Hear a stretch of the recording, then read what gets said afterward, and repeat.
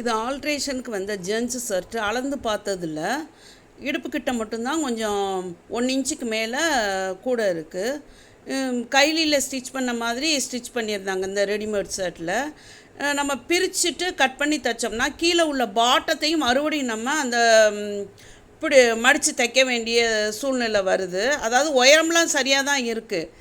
இப்போ அதனால் நான் என்ன செய்கிறேன், நம்ம பிரித்து கட் பண்ணி குறைக்காம அப்படியே அந்த துணியை ஒரு துணி மேலே இன்னொரு துணியை தூக்கி வச்சு 3/4 இன்ச்சு அளவு போல் தூக்கி வச்சு இடுப்புக்கிட்ட மட்டும் கொஞ்சம் அதிகமாக நம்ம பிடிக்க வேண்டியது வரும். அது வந்து நம்ம லாஸ்ட்டு பேக்கில் டாட் பிடிச்சி அந்த அளவை குறைச்சிக்கலாம். இடுப்புக்கிட்ட உள்ள அளவு மட்டும் ஆம்கல் கிட்ட ஸ்டிச் பண்ணும்போது கொஞ்சம் தடிமனாக இருக்குது. ஏன்னா அந்த இடத்துல 4 தையலும் சேர்ந்து வருதா, அதனால் கொஞ்சம் நகலாமல் இருந்தது. லிஃப்டரை தூக்கி விட்டு ஸ்டிச் பண்ணிக்கிட்டேன்.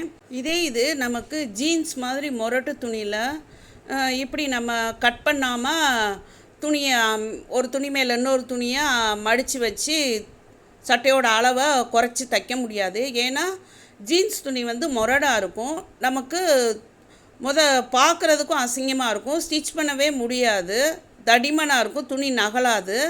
அப்படியே கஷ்டப்பட்டு தைச்சிட்டாலும் போட்டால் ஒரு பார்க்குறதுக்கு அசிங்கமாக இருக்கும், கம்ஃபர்டபுளாகவும் இருக்காது, குத்திக்கிட்டு இருக்கும். இப்போ கைக்கிட்ட தைக்கும்போது கொஞ்சம் சிரமமாக இருக்கும். ஏன்னா இது ஃபுல் ஹேண்டு. கைக்கிட்ட வந்து துணி வந்து அளவு சட்டையும் இந்த நம்ம ஆல்ட்ரேஷன் பண்ண வேண்டிய சட்டையும் சரியாக தான் இருந்தது. ஆம்கோல் கிட்ட உள்ள கை அளவு மட்டும்தான் கூட இருந்தது. அதனால் இங்கே கைக்கிட்ட வந்து நான் ரொம்ப மடிக்கலை, லைட்டாக மடித்து ஏற்கனவே உள்ள அந்த ஸ்டிச் மேலேயே கொண்டு வந்து லைட்டாக மடித்து விட்டு அதே தையல்லையே முடிச்சுட்டேன் கையோட முன்பக்கம் மட்டும். இப்போ ரிட்டன் திருப்பி ஒரு தையல் கொண்டு வந்துக்கிட்டு இருக்கேன். கைக்கிட்ட ஃபுல் ஹேண்டில் எப்பயுமே கைக்கிட்ட ஸ்டிச் பண்ணும்போது இப்படி உள்பக்கமும் வெளிப்பக்கமும் பிசுறு தெரியாதபடி, அதாவது கையில் ஸ்டிச் பண்ண மாதிரி இதுக்கு ரன் அண்ட் பால்சின்னு சொல்லுவாங்க. அந்த ஸ்டிச் போட்டோம்னா ஃபுல் ஹேண்டில் எப்பயுமே கொஞ்சம் சிரமமாக தான் இருக்கும். அந்த டியூப் மாதிரி இருக்கும், அதுக்குள்ளே விட்டு கொண்டு வர்றது கொஞ்சம் கஷ்டமாக இருக்கும். பார்த்து அடியில் துணி பிடிச்சிடாதபடி நம்ம மெதுவாக தைக்கணும். இப்போ முடித்து கீழே கொண்டு வந்தாச்சு. ரிட்டன் ஒரு தையல் கீழே இறக்கி போட்டிருக்கேன் 1/4 இன்ச்சு டிஸ்டன்ஸில் டபுள் தையலாக.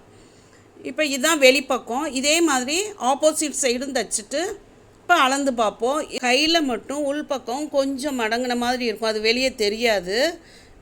வெளிப்பக்கம் நீட்டாக இருக்கும். இடுப்பை வந்து டாட் பிடிச்சி இடுப்போட அளவை குறைச்சாச்சு. இப்போ செக் பண்ணால் 2 சட்டையும் ஈக்குவலாக இருக்குது. இது மாதிரி தைச்சோம்னா பாட்டம் தைக்காமல் சைடை மட்டும் பிடிச்சி தைச்சிடலாம். Thanks for all. Please subscribe my channel.